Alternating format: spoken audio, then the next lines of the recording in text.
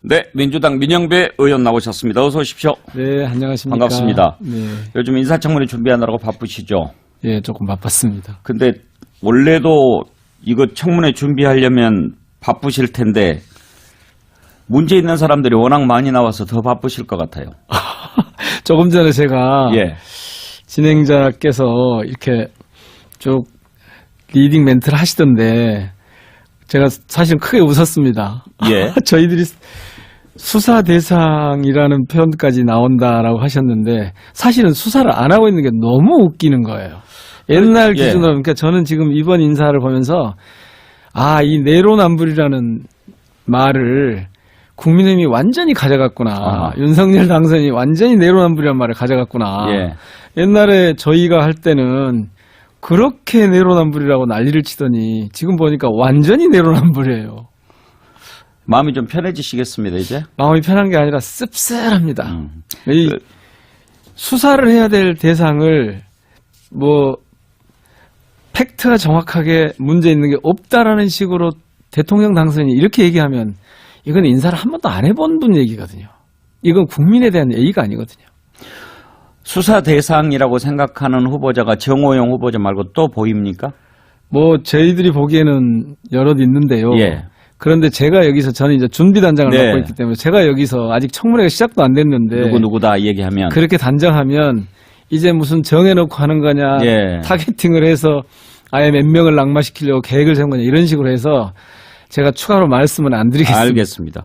일단 그러면 한덕수 총리 후보자부터 좀 보지요. 네. 지금 재산이 너무 많은 것도 많은 거지만 네. 재산 형성 과정은 적절했는지 논란도 있고 그리고 이제 가장 많은 분들이 지적하는 게 고위공직을 맡고 또 이렇게 가서 뭐 하다가 또 다시 공직을 맡고 또 나가서 뭐 하고 이게 좀 옳은 태도냐 이런 지적들이 많더라고요. 저희 당에서 히데유 카멜레온이다. 좋게 얘기하면 카멜레온은 적응력이 좋은 거지만 나쁘게 얘기하면 기회주의자라는 뜻이거든요. 이제 특히 호남에 능력 있는 분을 내세워서 어떻게든 청문회를 통과해보자 이렇게 한 것 같은데 제가 보기에는 이게 두 가지 책임이 동시에 있어요. 하나는 총리는 자기 스스로도 직무 역량이나 공직윤리에 이 어긋남이 없어야 하지만 사실은 추천자잖아요. 예. 내가 추천자니까 조금 전에 말씀하신 정호영, 무슨 김인철 이런 후보자들, 장관 후보자들에 대한 책임도 동시에 있는 거예요. 네. 이 둘을 동시에 감당할 수가 제가 보기엔 도저히 없을 것 같아요. 그 중에서도 요즘 가장 많이 나오는 얘기는 히데유 카멜레온이다, 개의주의자다 이런 것도 있지만 그거야 좋게 보면 또 적응력이 뛰어나다 이렇게 볼 수도 있으니까 그건 윤리적인 문제고 자기 판단일 테니까 놔두고라도 예. 저희가 이제 되게 기준을 크게 하나는 직무 역량, 하나는 공직윤리, 그리고 국민 눈높이 이렇게 국민검증 이렇게 봤는데 예. 기준을 그렇게 정해놨는데 맨 마지막에 국민 눈높이는 자신들도 하는 얘기니까 어쨌든 국민이 예스해야 패스다 예. 이렇게 이제 해놓고 있는 건데 직무 역량 노선 놔두고 공직윤리를 보면 그 중에 예. 이제 저희들이 쭉 그동안 민주정부에서 계속 이어온 인사검증의 기준을 발전시켜온 게 있고 그게 대개 지금 문재인 정부의 7대 검증 예. 공직윤리에 이렇게 돼 있지 않습니까? 그런데 요즘은 시대 상황이 바뀌어서 거기에 특히 2030들이 대개 이제 주장하는 게 공정 그러니까 이해충돌 문제 같은 거나 갑질 이런 문제들 이런 게 되게 좀 크게 등장을 해요. 예.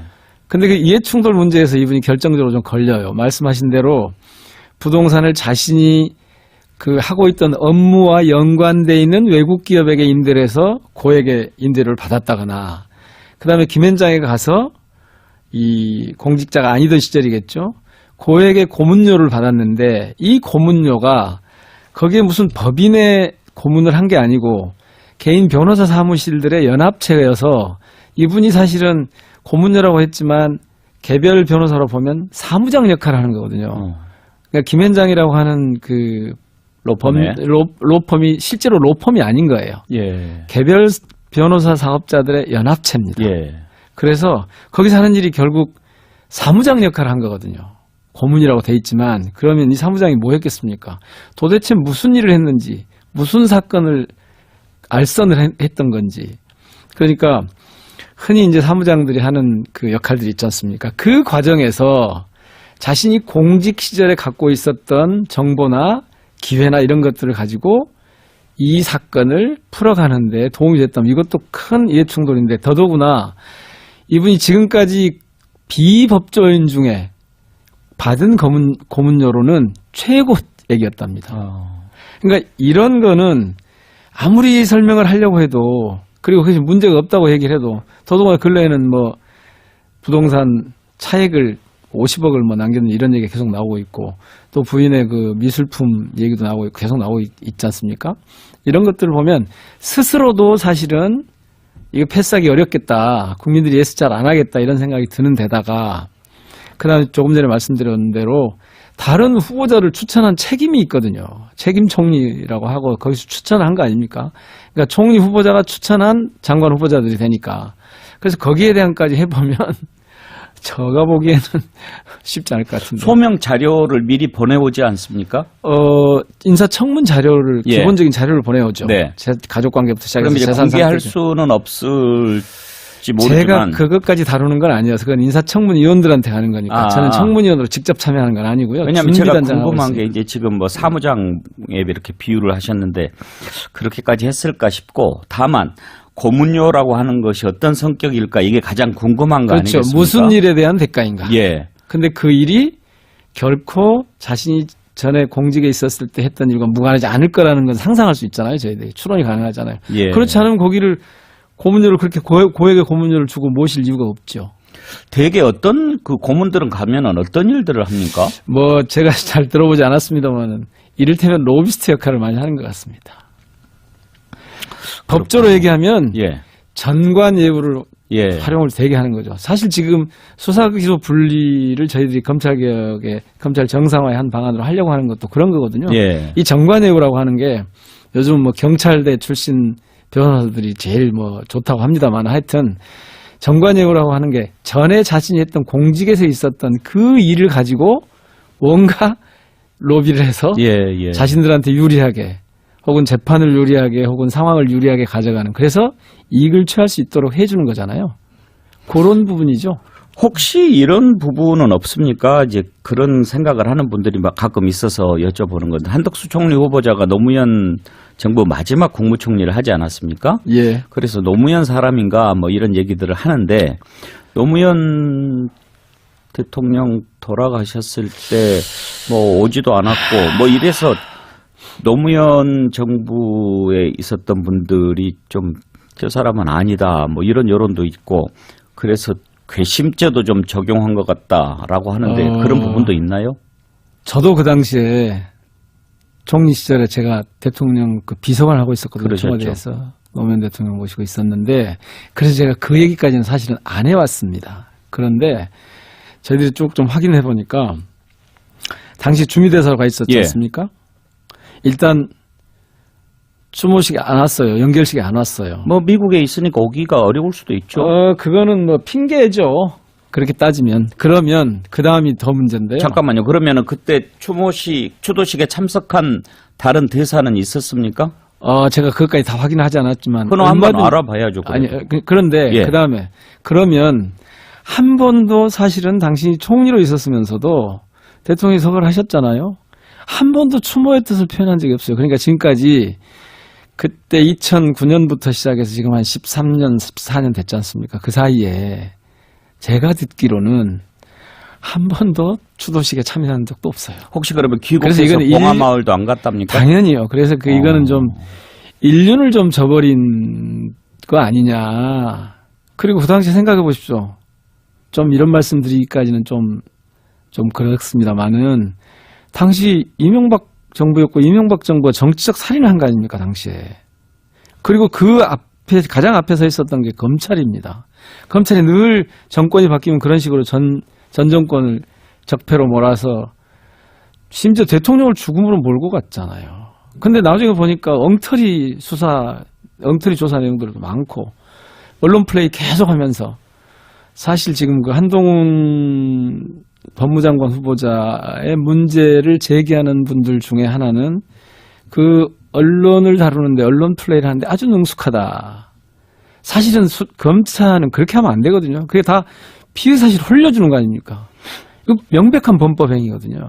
아무렇지도 않게 그런 걸 아주 능숙하게 잘했다는 거예요. 심지어는 별명이 있더라고요. 편집국장이래요. 한동훈 후보자가 예, 예. 검찰의 편집국장. 예, 무슨 뭐 하여튼 얘기인지, 얘기가 좀 예. 빗나갔습니다만은 그렇게 생각해 보면 좀 그동안 그쪽 분들은 괘씸죄라고 할 건 없지만 좀 씁쓸하죠. 그러겠네요. 저는 이제 뭐 주미 대사 시절에 돌아가셨으니까 그때 오는 것은 좀 어려울 수 있어요. 이명박 그래도- 시절이 그러니까 좀 어려울 수 있겠죠. 아니면 그래도 뭐 귀국하고 나서 봉화마을 정도는 가지 않았겠나 당연히. 가서 그렇게 추도식에 한 생각했는데. 번 정도는 참석해야죠. 근데 안 했군요. 안 했다고 제가 알고 있습니다. 뭐 비공식적으로 어떻게 이루어졌는지는 모르겠습니다만. 예, 그랬다면 좀 그러네요. 그게 뭐 청문회 하면 제가 사실 그런 말씀 드리기가 그래서 제가 당시에 같이 모시고 있었던 예. 사람이어서 제가 그런 말씀 드리기는 좀 그랬는데 들어보니까 왜 저희들도 이제 그때 같이 근무했던 분들 이런저런 얘기가 나올 거 아닙니까? 뭐 하여튼 안 했었다. 알겠습니다. 아무튼 한덕수 총리 후보자는 지금 한동훈 후보자 때문에라도 국회 인준 받을 수 있을까 이런 얘기들이 많이 나오던데 당내 분위기는 어떻습니까? 그러니까 그 말씀은 한동훈 후보를 지키기 위해서 한덕수 후보를 버린다 그런 뜻인가요? 아니 일단 이제 그런 차원도 있을 수 있고 그 전에 예. 일단 한동훈 후보자 지명했을 때 민주당이 아주 기함했을 거 아닙니까? 정말 한단 말이야. 이게 사실이야. 뭐 보고도 못 믿겠다 이런 반응들이 많았는데 깜짝 놀랐죠. 그랬죠. 그렇다면 직진인가 한판 붙어보자는 건가 이런 느낌이 민주당 내에 기류가 형성이 됐을 거고 그럼요. 그렇다면 뭐 일반 장관 후보자들이야 청문회에서 부적격해도 임명하고 뭐 민주당도 그렇게 해왔으니까 근데 총리 같은 경우에는 국회 임명동의안 처리를 해야 되잖아요. 그렇죠. 그 통과 안 되면 안 되는 그렇죠. 거니까 한동훈 카드를 그대로 들이맨다는 것은 오케이 그러면 한덕수 포기하고도 하겠다는 거야 이런 생각을 할 수 있지 않냐 이거죠. 한동훈 법무장관 후보자의 가장 큰 문제는 뭐냐면요. 국민에 대해서 앞으로 어떤 정치를 할 것인가를 보여주는 그런데 그것이 공안통치, 공포정치, 검찰국가화라고 하는 굉장히 부정적인 요즘 뭐 좀 세게 쓰는 분들은 검찰 파쇼 하겠다는 거냐라고 보는 거거든요. 왜냐하면 당선인이 검사만 하다가 대통령 당선이 됐잖아요. 그런데 법무장관을 또 검사만 하던 분을 갖다가 또 앉힌 거란 말이에요. 그런데다가 민정수석실을 없애요. 그리고 그 역할을 거기다 맡길 것 같고 심지어는 검찰총장이 이제 수사기소가 불리게 되면 아무래도 약화되잖아요. 근데 이 법무장관한테는 특검이 있거든요. 사실 이것도 저희들이 지금 손을 봐야 된다고 하는데 그러니까 이걸 딱 들고 나왔을 때 검찰 내부에서도 그렇고 저희들은 하도 어이가 없어서 너무 황당해서 아예 처음에 제가 이제 그래서 이런 경우는 청문회장에 들어오게 하는 게 맞는가? 뭐 여러 가지가 있지만 우선 정치적으로 보면 이 나라를 어떻게 끌고 갈 것인지를 단적으로 보여주는 게 지금 한동훈 후보자다. 네. 근데 그런 정치적인 문제뿐만 아니라 그러니까 검찰 국가를 완성시켜 가려고 하는구나. 검찰 쿠데타가 이제 1단계가 끝났고 대통령 당선이 돼서 실제로 이전에 정적들을 제거해가는 과정으로 보일 여지들이 충분히 있잖아요. 그러니까 정치 검사들이 권력을 장악한 다음에 이제 그것을 공고하게 해가려고 하는 거야? 라는 것 때문에 저희 당에서는 좀 모안이 벙벙했죠. 정치를 하겠다는 거냐, 검찰 통치를 하겠다는 거냐, 이런 것 때문에요. 그런데 이제 뭐 그런 것뿐만 아니라 실제로 보면 이분이 법무장관이잖아요. 법무장관이면 법사위에 출석해서 온갖 법률에 대해서 국회하고 소통을 해야 되는 자리예요. 근데 아시는 것처럼 세상에 자기 비밀번호 제공 안 해서 무혐의로 2년 동안 끌다가 무혐의로 풀려났어요. 법무장관 자격이 있습니까? 지금 아시는 것처럼 공수처의 피의자예요. 피의자야 무죄 추정의 원칙이라고 하니까 그럴 수 있지만 그 내용을 보면 고발 사주예요. 검찰에서는 도저히 해서는 안 되는.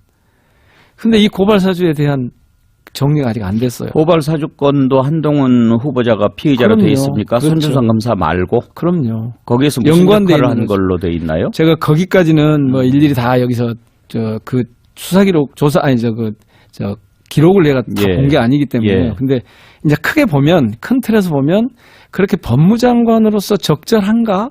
라는 문제도 동시에 있는 거예요. 그러면 지금 인사청문회 보이콧 얘기가 나오던데 실제로 검토하고 계십니까? 보이콧이란 말은 이제 저희가 먼저 쓴 건 아니지만 언론에서 지금처럼 말씀을 하시니까 제가 이제 거기에 대해서 우리는 이런 사람이 청문회장에 들어오는 것 자체가 온당하지 않다고 본다. 그러니까 인사를 철회해라. 후보 추천을 철회해라. 라고 했던 거거든요. 예. 그러나 내용으로 보면 같은 말이죠, 사실은. 예. 원래 보이콧이라는 게 아시는 것처럼 부당하다고 여겨지는 것에 대해서 집단적으로 저지하는 과정 예. 아닙니까? 그러니까 이게 원래 그 찰스 보이콧이라는 사람 이름인데 그 사람이 나쁜 짓을 많이 했어요. 그러니까 농민들이 거기에 항의하면서 나온 겁니다. 그래서 이 사람이 예. 결국 쫓겨납니다. 그래서 나온 얘기인데 어쨌든 그럴 수밖에 없을 만큼 심각한 하자가 있다라고 하는 거죠. 거기다가 이거 보시면 검찰 내부에서도 가만히 봐보십시오. 한동훈 아래는 우리가 앞으로 검찰 통치를 해갈 텐데 위에는 다 나가. 이런 사인이 또 있는 거잖아요. 그래서 검찰 내부에서도 보면 이건 지금까지 없었던 일이죠. 아니, 지금까지 있었던 게 잘했다는 게 아니고요. 너무나 뜻밖의 아무도 상상하지 못한, 그러니까 대개는 다 뭐 중앙지검장이나 검찰총장 같은 걸 하면서 뭘 그 뒷받침을 하지 않겠냐, 정권을. 그런 데 따른 뭐가 좀 있었겠죠. 그리고 저희들이 이제 그걸 저지하겠다고 하니까 법무장관으로 가져와서 그래서 언론 제목들이 소통령이라는 표현을 막 쓰잖아요. 예. 이것은 국민들에 대한 국민들을 저격하는 거예요, 이거는. 그럼 만약에 한동훈 후보자 청문회를 안 하면 어떻게 되죠? 안 하면 그냥 임명하는 거 임명하겠죠. 아닙니까? 예. 그렇게 하는 게 나을까요? 그래도 청문회에서 이런저런 얘기를 그래서 들어보고 그 판단을 저희들이 해보고 있다라고 하는 얘기를 말씀을 드린 겁니다. 철회해라는 주장. 그러니까 아예 안 부르는 것도 검토는 하고 계시군요. 당연히 검토했죠. 근데 이제 그걸 왜냐하면 두고 이 한동훈 후보가 예. 여기 국회를 제가 보기에는 정치 검사들이 하던 방식으로 국회를 오염시킬 가능성이 매우 많아요. 정치를 오염시킬 가능성이 매우 많습니다. 그러니까 자기 정치의 선전장으로 활용할 가능성이 많아요. 물론 그럼 이렇게 말씀드리면 뭐라고 하냐면 아니 그건 국회 책무 아니냐. 잘해가지고 여기를 검증을 잘하면 되지라고 하는데 두고 보십시오만은 의도적으로 도발을 하잖아요. 야반 도주했다고요? 누구한테 하는 얘기예요? 제가 보기에 야반 도주한 건 윤석열 당선인과 인수위예요. 왜 멀쩡한 청와대를 놔도 야반 도주합니까? 용산으로? 이게 진짜 야반 도주죠. 저희들은 10년 전, 15년 전부터 해왔던 검찰개혁, 그러니까 권력구조 개편의 2단계를 가는 것뿐이에요. 그리고 이 정부에 와서만도 저희들이 계속 해왔고 저희가 21대 국회에 들어서만도 3번이나 특위를 꾸려서 준비를 해온 거예요. 내용이 없는 게 아니에요, 다. 근데 지금 이걸 갖다가 검찰에서 검수완박이라는 프레임을 씌워서 저희들은 쓰지 않는 용어거든요. 씌워서 여기를 갖다 뒤집는데 그렇게 하고 있으면서 저희가 검수완박이라고 프레임을 씌워서 저희들이 수사기소 분리해서 검찰을 정상화해보자고 하니까 이걸 갖다 야반도주라고 후보자가 지금까지 이런 후보가 없었어요. 예. 매우 오만방자하고 태도가 지금까지 없는 것은 너무 많고요. 자, 그리고 예. 이런 얘기도 나옵니다. 한동훈 후보자가 워낙 논리적이고 또 방어를 잘할 것 같으니까 민주당이 자신이 없어서 아예 청문회를 안 열려고 하는 거 아니냐. 아니 진행자 분께서 아주 제 의견이 잘하시겠지만 아니고 국민들이 그렇게 물어보는 것을 제가 물어보는 거예요. 예. 아니 청문회장입니다. 청문회장에 나온 후보자가 그 많은 쟁쟁한 더더구나 그쪽으로 저희들이 전투력을 지금 집중하고 있는데 쟁쟁한 이 국회의원들을 다 제끼고 자기가 완벽하게 여기에 논리적으로 반박을 잘 해낼 수 있다고요. 저는 그거는 아주 오만함 아니면 한동훈에 대한 어떤 신화 같은 것이 있어서 그럴 겁니다. 그거는 착각이고요. 저희들은 그래서 무슨 뭐 두렵냐라는 얘기를 이준석 대표가 하던데 제가 보이콧 어쩌고 하니까 뭐 그렇게 말을 했다고 하니까 두렵냐라고 하던데 두려운 게 아니고요. 더러워서 그런다니까요. 오염시킬까 봐서. 정호영 후보자 수사 대상이라고 생각하시죠? 확실히 그렇습니다. 예. 만약에 전에 가령 저희가 예로 들주고 싶지 않은 사례들이지만 전에 조국 장관 청문회 할 때 생각해보면 이거는 벌써 압수수색을 100번은 더 들어갔어야 돼요.